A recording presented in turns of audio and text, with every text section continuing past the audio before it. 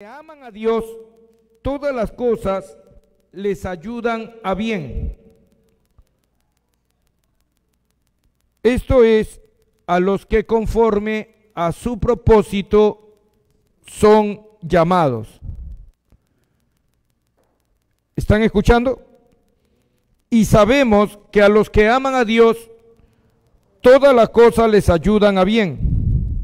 Esto es, a los que conforme a su propósito son llamados. Y me lo argumentó con este pasaje. Pero me pareció sumamente peligroso viendo que él es líder. ¿Por qué, queridos hermanos? Porque él enseña al pueblo de Dios. Y entonces él puede agarrar y puede tomar esta mala interpretación, porque es una mala interpretación que está haciendo de Romanos 8, ahora se lo voy a enseñar, y aplicarlo de esta manera. ¿Por qué, hermanos? Porque si él predica un tema semejante, entonces la gente va a creer que puede pecar, y que Dios luego ese pecado que has cometido lo va a encarrilar para el bien, porque después de todo, todas las cosas ayudan a bien a los que le aman. Ya, entonces yo le digo, varón de Dios, ¿tú has leído, le digo, la caída de el rey David? ¿Tú conoces? Sí, pastor, me dijo. Entonces le digo, vamos entonces, y ahí lo llevé al pasaje que les dije. Segunda de Samuel, capítulo 12. Entonces le digo, vamos, como es líder, le quise explicar paso por paso para que él no sea confundido ni que confunda a otros. Y le digo, bueno, tú ya sabes cómo fue la caída, ¿verdad?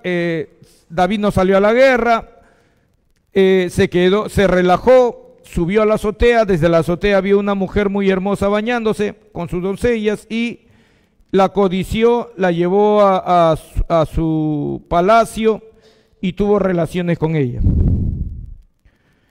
Al poco tiempo, Betsabé le dice, estoy embarazada.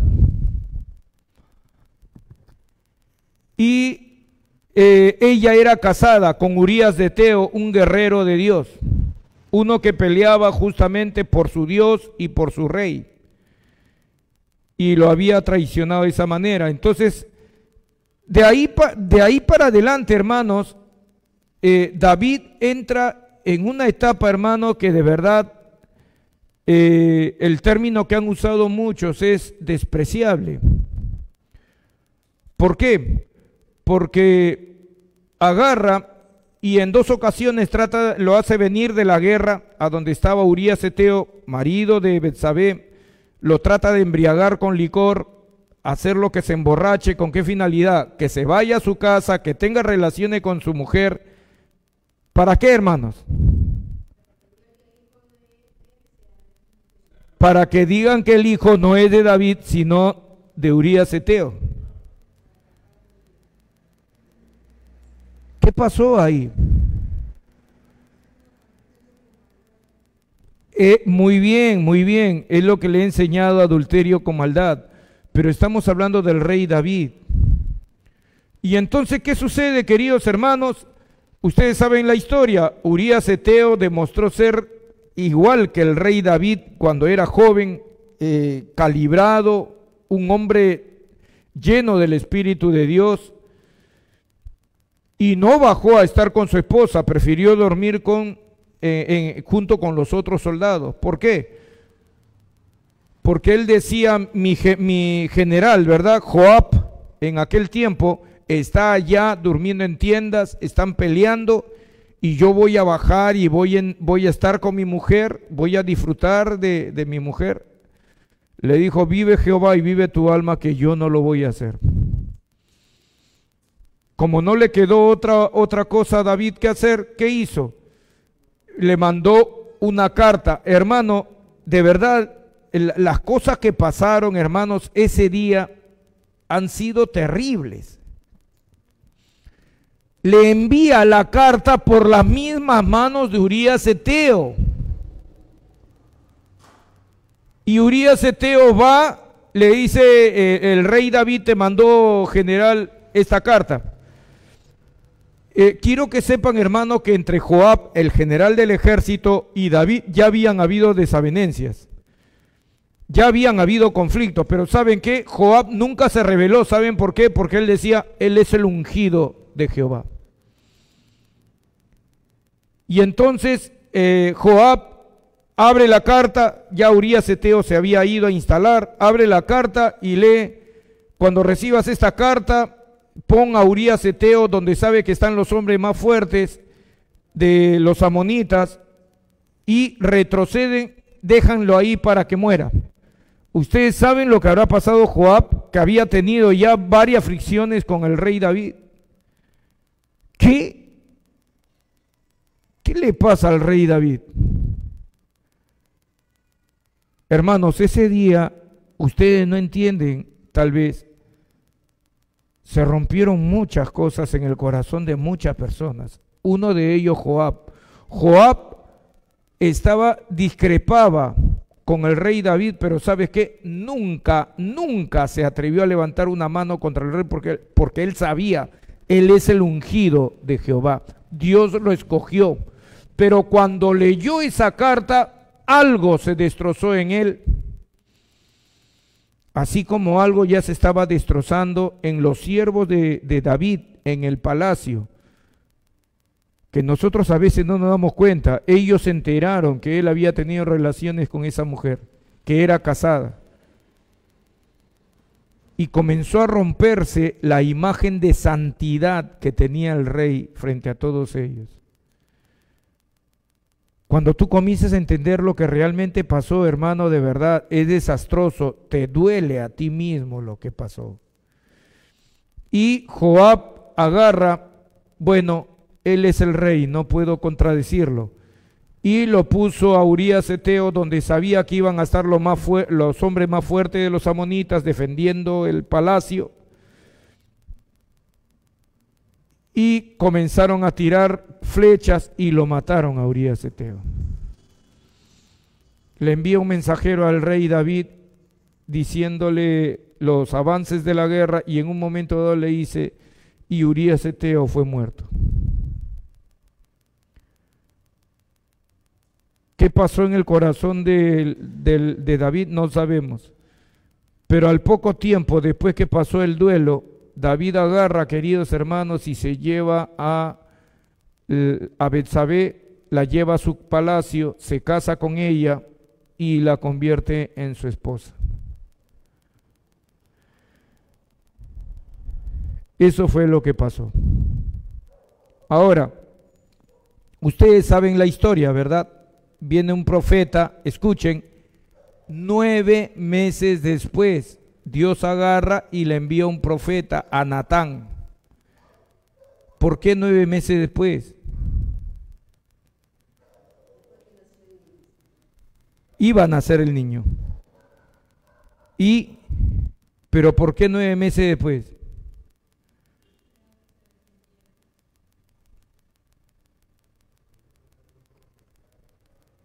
Dios estaba esperando que él se arrepintiera, que él diera el primer paso, que tú te acercaras.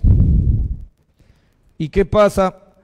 Viene Natán y le hace, ¿se acuerdan esa historia del hombre, del caminante que tenía muchas ovejas? Bueno, ya para qué contar esa parte.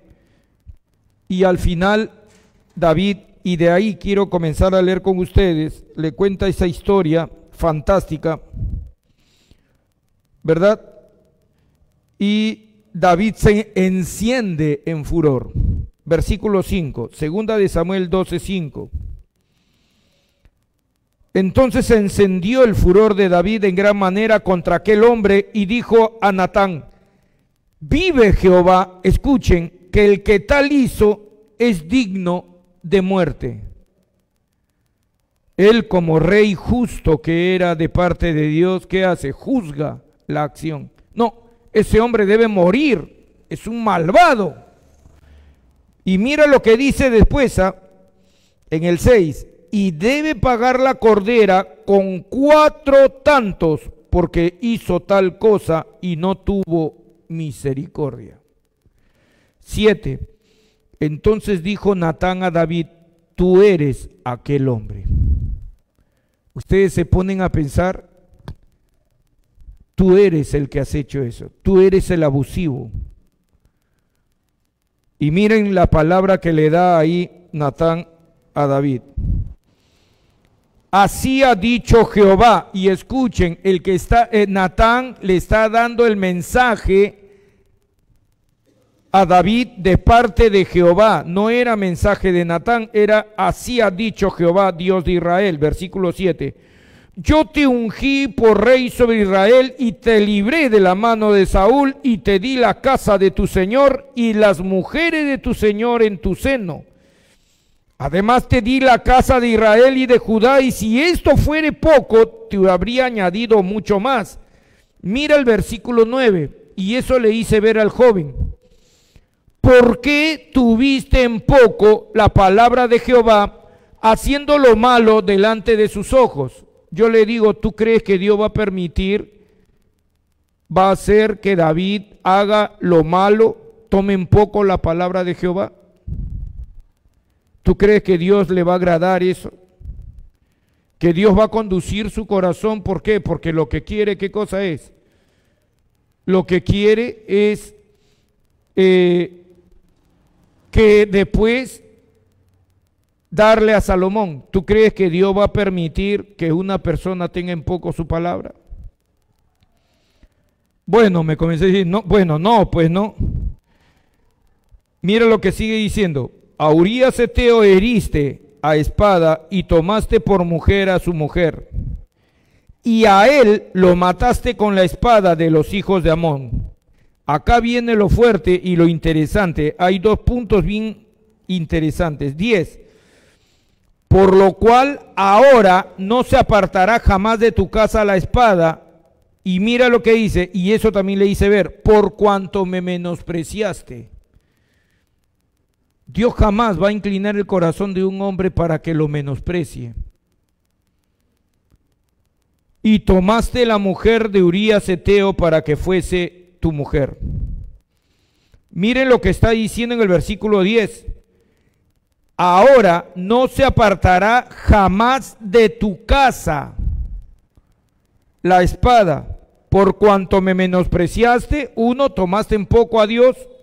Y 2, y tomaste la mujer de Urías Heteo. No la debiste haber tomado. ¿Qué va a pasar como consecuencia? La espada no se va a apartar de tu casa. Siempre vas a estar en guerra. 11. Así ha dicho Jehová. He aquí yo haré levantar el mal sobre ti de tu misma casa, y tomaré tus mujeres delante de tus ojos y las daré a tu prójimo, el cual yacerá con tus mujeres, tendrá relaciones sexuales con tus mujeres a la vista del sol.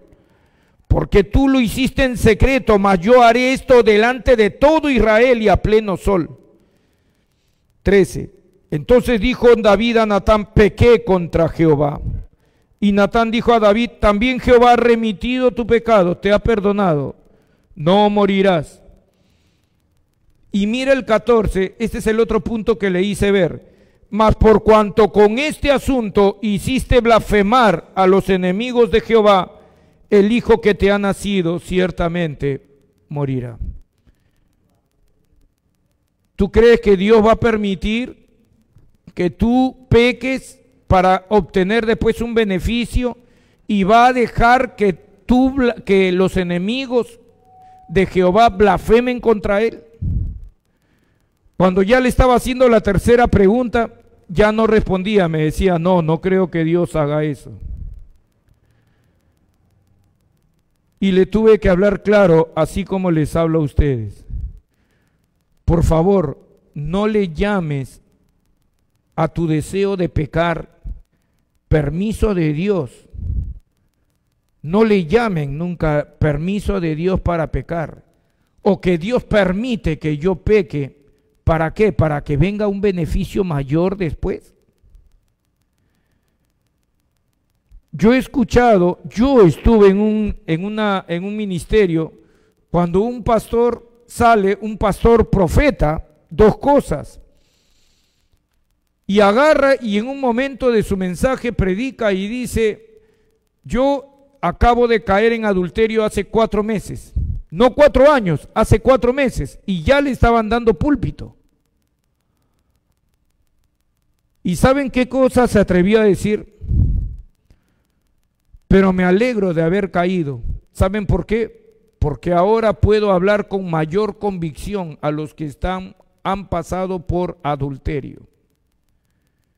¿Tú sabes qué es lo que estaba haciendo ese hombre predicándole eso, dándole ese mensaje a personas adictas a las drogas que se están queriendo restaurar? Y lo peor de todo, hermanos, no terminó ahí.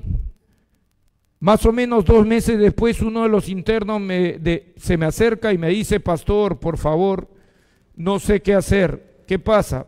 Este pastor que predicó, me dijo su nombre, está ahora detrás de mi esposa. O sea, no solamente ya había adulterado, ahora estaba detrás de la esposa. En ese tiempo yo me retiré del ministerio. Pero regresé al tiempo, más o menos habrá sido ¿cuánto? Unos meses, y el varón me dijo, pastor, sí es cierto, me lo volvió a recalcar. Volví después de 3 meses, creo, de visita, y me dijo, es cierto, ahora está con la mujer, mi mujer está con él. O sea, había vuelto a caer en adulterio. Y a eso le vamos a llamar, hermanos queridos, que todas las cosas les ayudan a bien a los que aman su nombre. Este hombre, hermanos queridos, es un perverso dentro de la iglesia, que manipulando las escrituras para cayendo y cayendo dentro de la iglesia. Quiero que sepan, queridos hermanos, y a este varón les tuve que hablar claro y fuerte, por cuanto es líder. A los pastores y líderes yo les tengo menos paciencia que las ovejas comunes que han caído. ¿Por qué? Porque ellos están enseñando a otros. Y su enseñanza puede ser mortal para algunos. Quiero que sepan algo que tal vez ustedes no están considerando. Y escuchen bien y aprendan.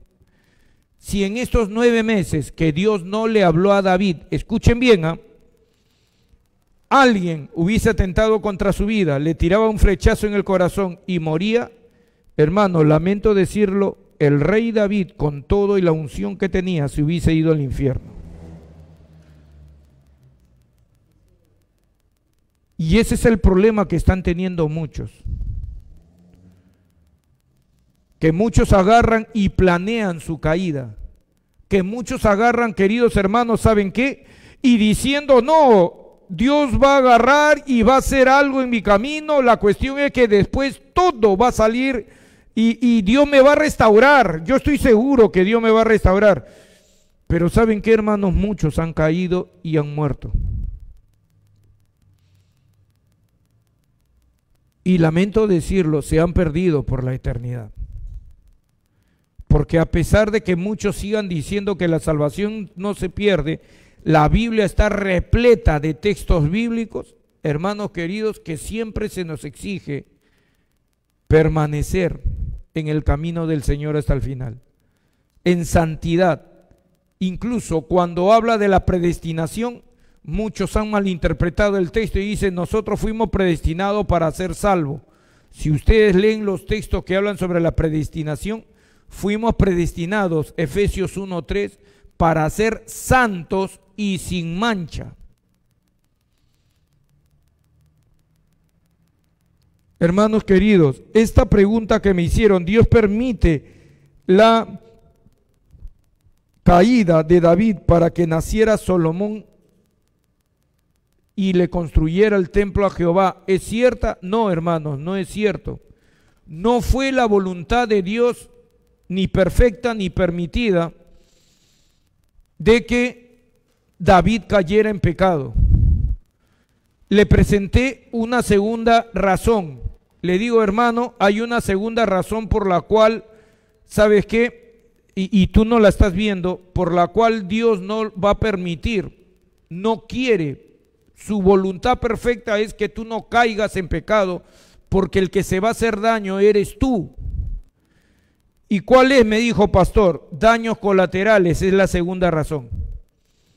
La primera, Dios no lo va a hacer por causa de su nombre, no te va a inclinar a ti el corazón para que peques, para luego darte millones de dólares para que hagas un superministerio.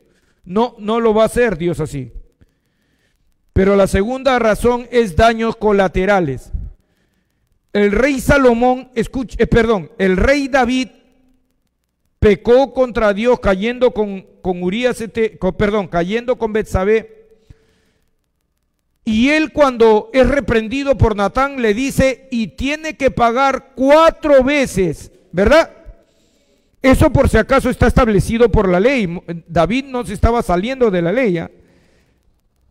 En Éxodo 22:1 dice ahí que se tenía que pagar ante casos de ese tipo 4 veces. Bueno, ustedes sabían, queridos hermanos, que David, conforme juzgó, se hizo con él. Él recibió 4 veces lo que hizo. Tú juzgaste así, así se va a hacer contigo. Por eso es que el Señor Jesús dice, no juzgues para que no seas juzgado. Con la misma medida que tú juzgas, tú vas a ser juzgado.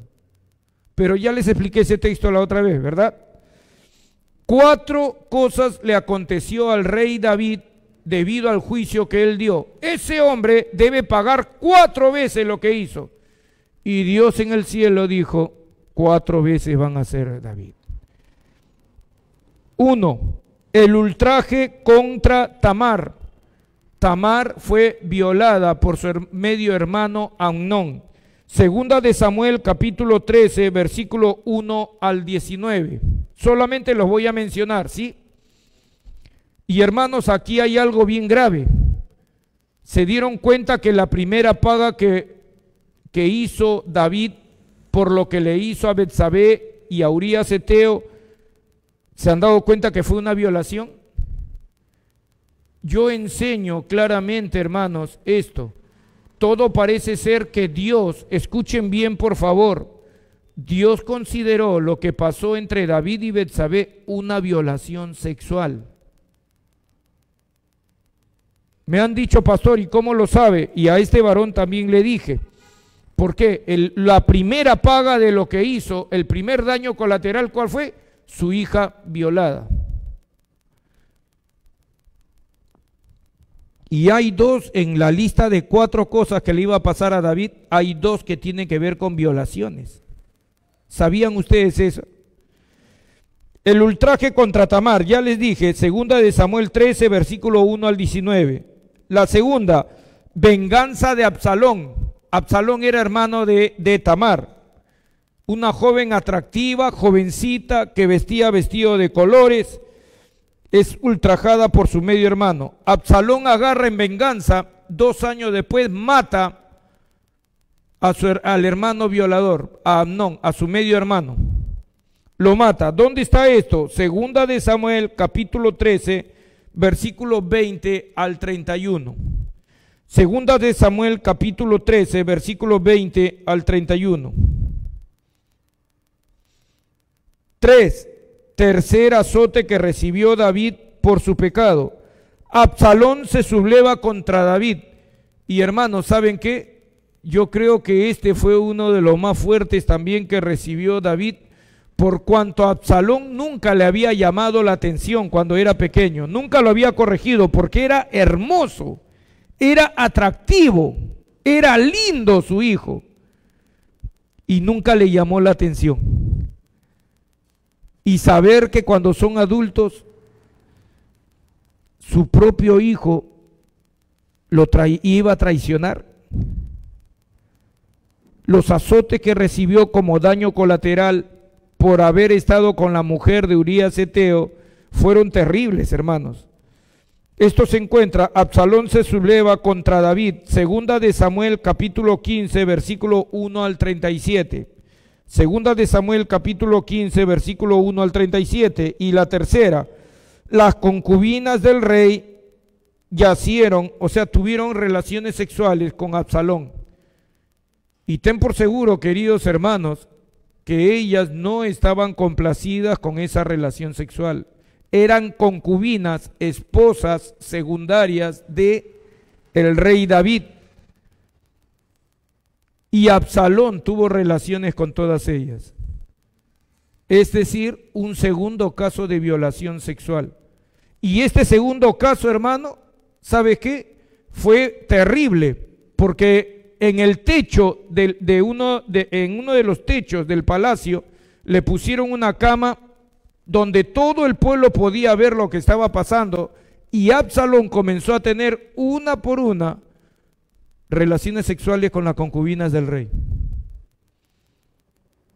Por eso es que Dios le dice, tú lo hiciste en secreto. Miren, hermanos, yo lo que quiero dejarles claro, porque acá hay bastante que aprender, pero lamentablemente el tiempo se nos ha cortado. Pero deben de saber, queridos hermanos, lo que yo siempre les digo. Tal como tú hiciste tu pecado, tan planeado como lo hiciste, las consecuencias que van a venir sobre ti van a ser planeadas tal como tú lo hiciste. Y en algunos casos como esto, van a ser contradictorias. ¿Por qué? Van a ser contrarias. ¿Por qué? Tú lo hiciste en secreto. Yo voy a hacer que todo el mundo vea lo que tú has hecho, que vea tu vergüenza. ¿Saben cómo se llama esto que les estoy hablando? Daños colaterales que vienen con la caída. Las personas que caen, hermanos, hoy en día, agarran y caen en diferentes pecados. ¿Y qué pasa? Luego agarran y dicen, Señor, perdóname. Pero ¿qué pasa? Y se arrepienten y dejan de pecar. Y de verdad comienzan a buscar a Dios. Y dicen, el Señor me restauró. Y abren un ministerio y se vuelve muy bueno el ministerio. Porque han entrado con fuerza. Pero hay algo que no están contando. ¿Cuál es? Que decenas de hermanos te vieron pecar. Y esos hermanos que te vieron pecar, algunos de ellos se han desalentado. No, yo no voy a seguir adelante con tanta hipocresía que hay dentro de la iglesia. Si las cosas van a ser así, me retiro. Y utilizan de excusa tu caída para irse. Hermanos queridos, estos son daños colaterales.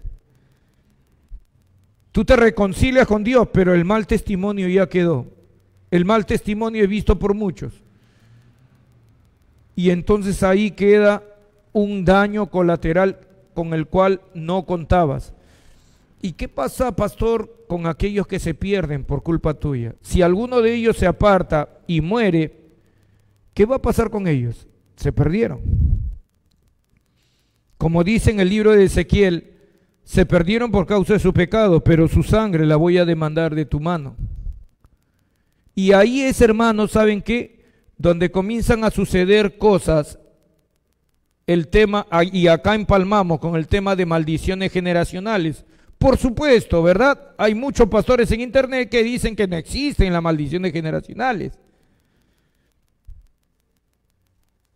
Pero existen. Y son reales. Porque ¿saben qué, queridos hermanos? Las maldiciones dicen, no existen porque Cristo nos liberó de la maldición. No entienden, es igual que la enfermedad. ¿Acaso tú cuando estás enfermo de inmediato eres sanado por el poder de Cristo? ¿Sí o no que tú tienes que recibir, apropiarte la provisión de la sanidad? ¿Sí o no? ¿Qué te está diciendo eso? Las maldiciones generacionales existen y tú tienes que apropiarte de la provisión en la cruz para librarte de ellas. Sino que hay casos complicados en tus ascendientes que ahora tú estás pagando. Ahora, para que puedan entender y tener una visión mejor del daño colaterales, te quiero que me permitas mostrarte un texto más. ¿Sí? El rey Manasés es un ejemplo, ese ejemplo también se lo presenté al hermano. El rey Manasés, yo les he dicho, hermano, que fue uno de los reyes más perversos que ha habido en la historia del pueblo de Judá. Y ustedes saben, ¿verdad? Sacrificó a su propio hijo a un dios pagano. Y hermanos, llenó la tierra de Judá de sangre, matando gente inocente. Escuchen bien, ¿ah? Y esto es increíble. La palabra que mató a gente inocente, ¿sabe qué significa la palabra inocente? Gente que no era culpable. ¿Saben qué quiere decir eso? Que lo más probable es que la gente pudiente que había hecho las cosas mal le pagaba dinero al rey. ¿Para qué? Para que le echara la culpa al pobre y lo mandaba a matar. Y el rico salía libre y el pobre era condenado. El rey Manasés hizo todas estas cosas, hizo maldades, hermano, tremendas. Introdujo dentro del templo de Jehová, ¿qué cosa? Ídolos dentro del templo de Jehová. La maldad del rey Manasés es una de las peores. ¿Y qué pasa, pastor, con ese caso? ¿Saben qué es lo que pasa, queridos hermanos? Lo que pasa con el rey Manasés, queridos hermanos, es que, ¿sabes qué? Dios agarra y lo quebranta, lo humilla. Vienen los asirios y se lo llevan a Babilonia. Eso es lo que le pasa al rey Manasés. Busquen por favor Segunda de Reyes. La historia del rey Manasés se encuentra en Segunda de Reyes, capítulo 29. Miren, te estoy explicando un poquito más de cómo son los daños colaterales. Y hermano, lo impactante de la historia del rey Manasés, ¿sabes qué es? Es que, vuelvo a repetirte, Dios agarra, lo quebranta, lo humilla, vienen los asirios y se lo llevan en cautiverio a él y a parte del pueblo a Babilonia. Y estando en Babilonia, el rey Manasés, escuchen, el que había matado infinidad de gente inocente, ¿saben qué cosa hace? Ora al Señor y le dice: Señor, perdóname, me equivoqué. Te pido que por favor me perdones. ¿Y saben qué, queridos hermanos? Dios escucha su oración. ¿Y solamente le escuchó? No. Sucedió un milagro, hermanos, trascendental. Pocas veces los reyes llevados en cautiverio eran vueltos a su palacio. Pero al rey Manasés, el rey de Asiria lo perdona y lo regresa a su palacio. ¡Qué tremendo milagro! Y cuando sucede eso, ¿sabe qué es lo que pasa, hermanos queridos? Manasés agarra y dice: no, Jehová es Dios. Me ha perdonado, me ha restaurado, me ha vuelto a traer a mi palacio. Hermanos, ¿y saben qué? Lo bueno fue que el rey Manasés cambió y comenzó a hacer buenas obras, comenzó a reconstruir muros, comenzó a reconstruir la ciudad de Judá, comenzó a quitar los ídolos del templo, todo lo que había hecho mal lo comenzó a corregir, comenzó a impartir justicia cuando se arrepintió. ¿Ya? ¿Hasta ahí me están escuchando? Hasta el día de su muerte, el rey Manasés fue fiel a Jehová. Pero surge la pregunta, ¿verdad? ¿Y los daños colaterales? Los familiares de la gente que había matado, que estaban implorándole a Dios: Señor, ¿hasta cuándo esta injusticia? Y lo ven que Dios lo restaura a Manasés. Ahora, uno dice: bueno, no, ya terminó la historia del rey Manasés. No, hermanos, no terminó. Mira, busquen por favor acá estamos en el 21, ¿verdad? Segunda de Reyes 21, pasen a Segunda de Reyes 24 y lean conmigo este pedacito para que te des cuenta cómo son los daños colaterales.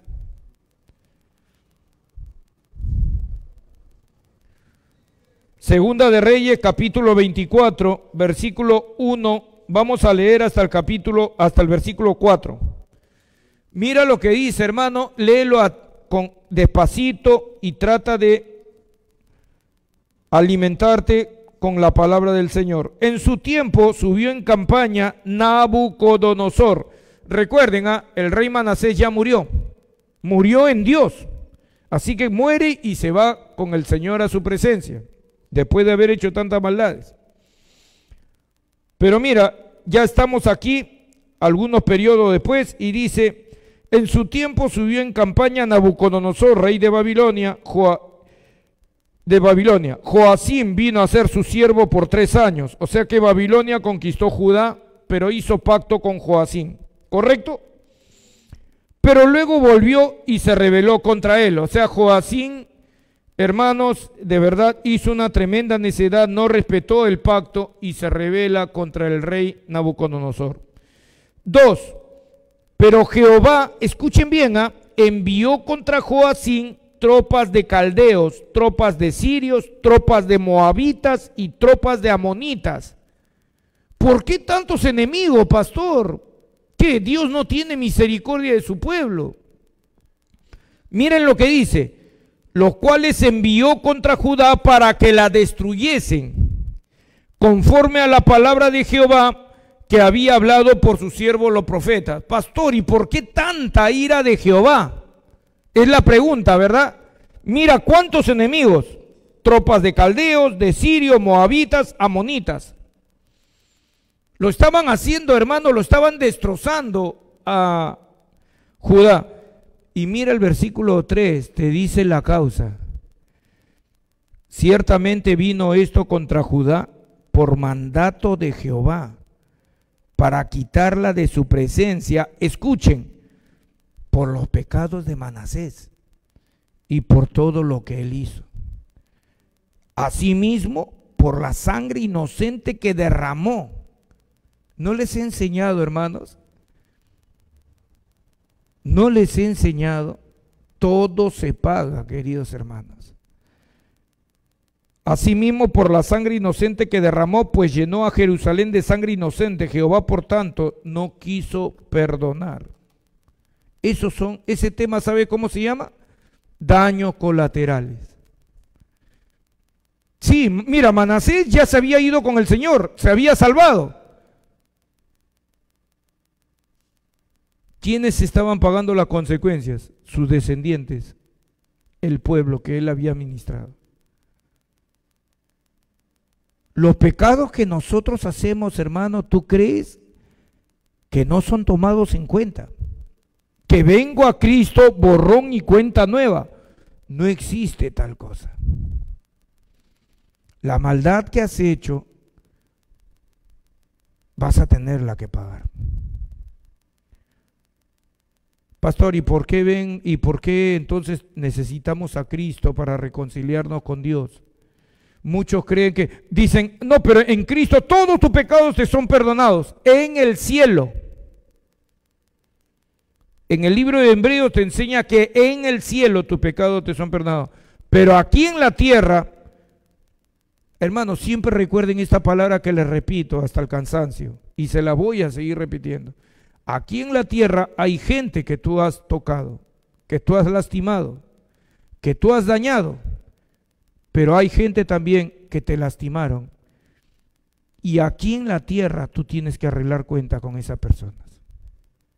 Restaurar, restituir, acordarte. Un padre de familia, haz de cuenta, tu papá mató al papá de la otra familia y se quedó con todas las riquezas. Tú eres su hijo y tienes plata. ¿Por qué? Porque se quedó con todas las riquezas del otro papá. Cuando tú vienes a Cristo y conoces la verdad, entonces tú tienes que ser justo. Los otros están pasando hambre, su casa se está destruyendo. Su papá de los otros fue asesinado por mi papá ya falleció. ¿Qué hago? Agarro, voy a restaurar el nombre de mi padre. La injusticia que mi padre cometió, la voy a restaurar en ese momento. Vas hasta la casa, sus hijos ya están grandes del otro vecino, pero son pobres y no lo quieren ver porque conocen la historia. No lo quieren ni recibir, no le quieren ni hablar por la maldad que le hizo su padre al padre de ellos. Pero agarra y le dice, no tenemos que hacer amigos, solamente vengo a devolverle lo que es suyo. Y prum, le saca un maletín lleno del dinero. Tienen que restaurar. Tiene que restaurarse. ¿Qué pasa, pastor, si no se restaura? La maldición va a seguir como una onda carcomiendo tu familia. Carcomiendo, carcomiendo, carcomiendo. ¿Cómo así, pastor? A través de enfermedades, muertes súbitas. Hermanos, yo he llegado a la conclusión, ¿sabe qué? Que cuando una persona muere súbitamente, estás cruzando la pista, no viste porque estabas entretenido, te atropelló un carro, moriste de inmediato. No creo que sea casualidad. Creo, bíblicamente hablando, que se están atando cabos, injusticias que se produjo en tu camino.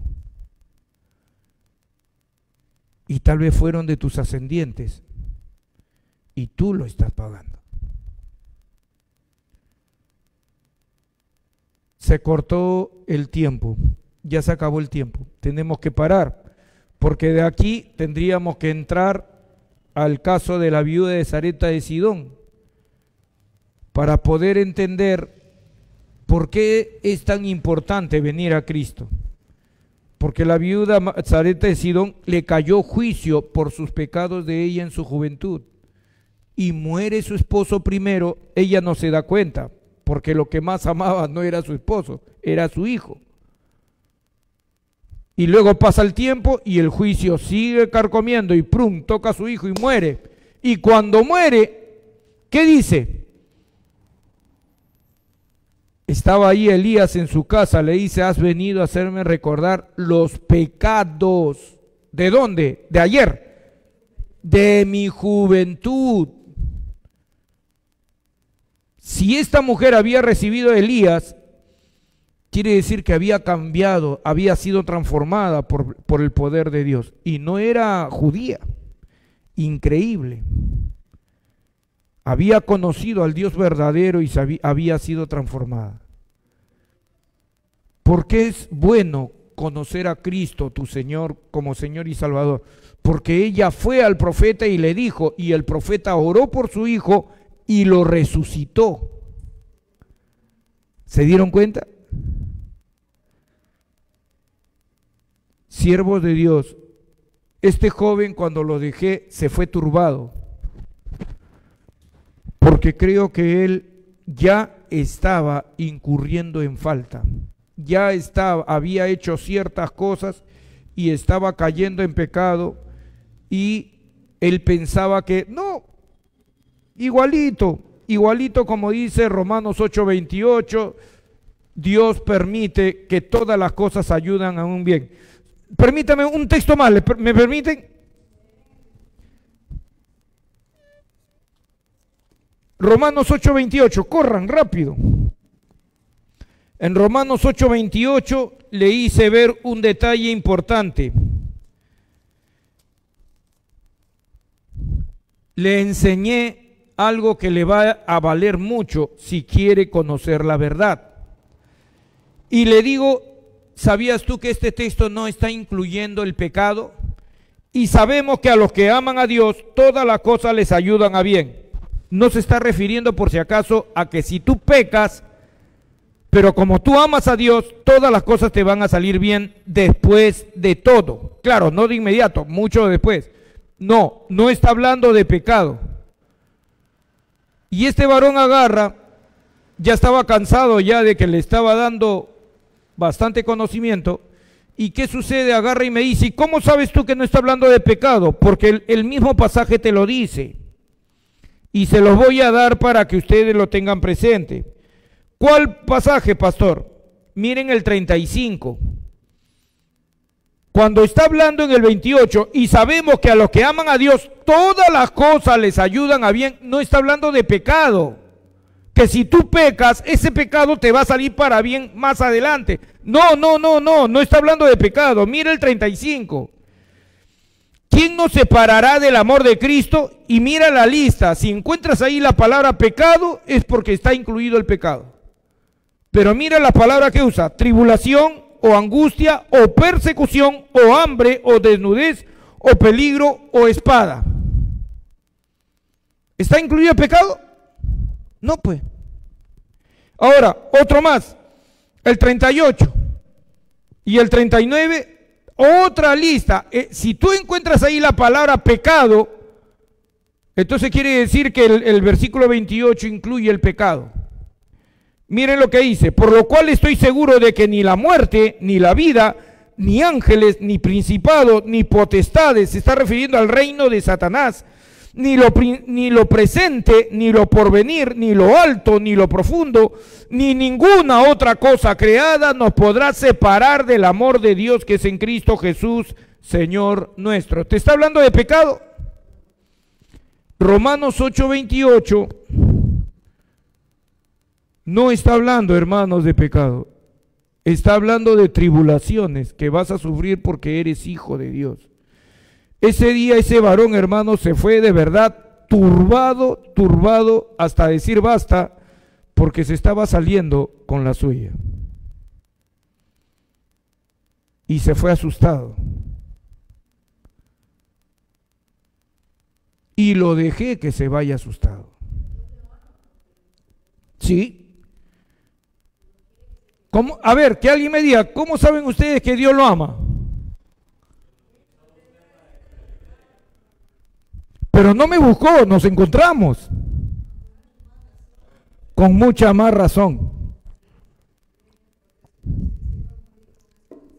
Sí. Él no me buscó, nos encontramos. Por eso que yo les digo, hermano, no existe nada que suceda al azar. No, yo no lo creo. ¿Y saben qué, queridos hermanos? ¿Quieren que les diga una cosa más? Es más, yo creo, escuchen bien, que el amor de Dios es tan grande por mí, por ti y por este individuo, que ese día, viendo que él se estaba proyectando a pecar, quiso evitar que su siervo peque contra él. Y por eso me lo encontré cara a cara. Y me hizo, pastor, una pregunta, y me hizo la pregunta del $1.000.000. Solamente que, como siempre, no me dio ningún $1.000.000. ¿Me han entendido, siervo de Dios? No se dejen engañar. No hay tal cosa, hermano, que tú pecas. No, pero Dios todo lo arregla Él para bien después. No.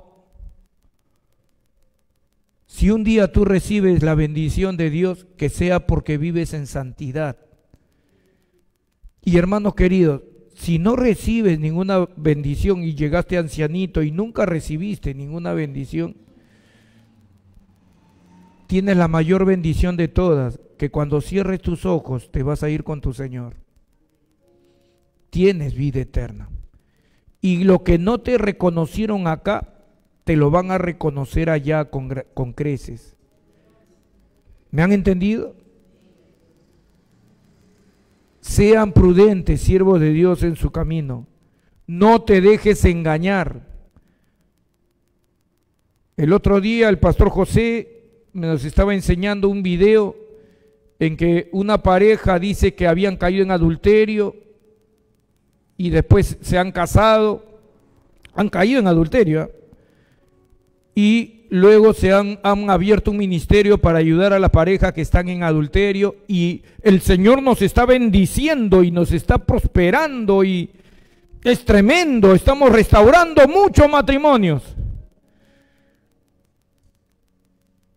Lamento decirle que estas personas, si no arreglan su situación espiritual, no importa cuántas personas ayuden, se van a ir al final al infierno. Porque las cosas no se hacen como a ti te da la gana. ¿Me están entendiendo? Es tiempo de volver a la palabra. Sí. Sí. Ahora espérate que sucedan los daños colaterales. Un día van a venir y van a llorar lágrimas de sangre. Señor, ¿pero por qué? Es a causa del pecado que hiciste. Y tenemos un montón de casos en la Biblia semejantes, pero necesitaríamos otra hora más. Vamos a ponernos de pie. No vamos a ponernos de pie hoy día, porque ya son las 9. Mi hermana, te invito a pasar. Hoy día creo que con la enseñanza es suficiente, ¿les parece? Y así recuperamos el tiempo. Amén. ¿Cuántos se quieren ir a su casa? ¿Se va lejos usted? Ya, mi hermana. Ya, entonces ya ve, estamos terminando entonces.